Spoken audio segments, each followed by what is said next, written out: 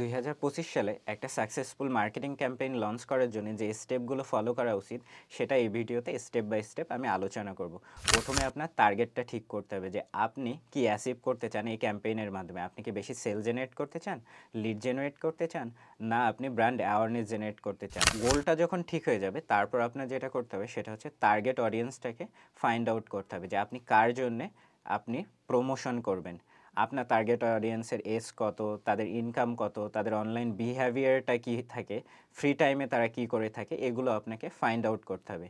যখন আপনার টার্গেট অডিয়েন্সের অ্যাভাটার তৈরি করা হয়ে যাবে তারপর আপনার যেটা করতে হবে আপনার একটা ইউনিক প্রবলেমের সলিউশন দিতে হবে অথবা এক্সিস্টিং কোনো সলিউশনের বেটার ভার্সন আপনার অডিয়েন্সের জন্য নিয়ে আসতে হবে, যেটাকে ভ্যালু প্রপোজিশন বলা হয়। আপনার প্রোডাক্ট যদি ইউনিক না হয় বা আপনার কম্পিটিটরের থেকে ভালো বা এফিশিয়েন্ট না হয় তাহলে কিন্তু কাস্টমার আপনারটা নেবে না, এক্সিস্টিং যে কম্পিটিটর আছে তার থেকে নেবে। সো ডেফিনেটলি আপনার মেক শিওর করতে হবে আপনার প্রোডাক্টের কোনো ইউনিক ভ্যালু বা সার্ভিসের কোনো ইউনিক ভ্যালু প্রপোজিশন রয়েছে।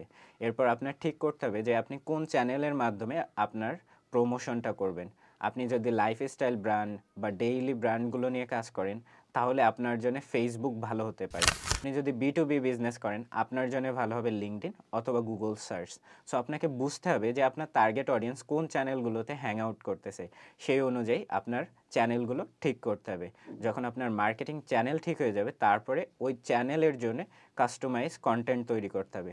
কন্টেন্টে অবশ্যই আপনার অডিয়েন্সের জন্য ভ্যালু প্রোভাইড করতে হবে। এটা এডুকেশনাল হইতে পারে, এটা ইনফরমেটিভ হইতে পারে, অথবা এটা তাদের কোনো রিকোয়ারমেন্টের এগেনস্টে কোনো কন্টেন্ট হতে পারে।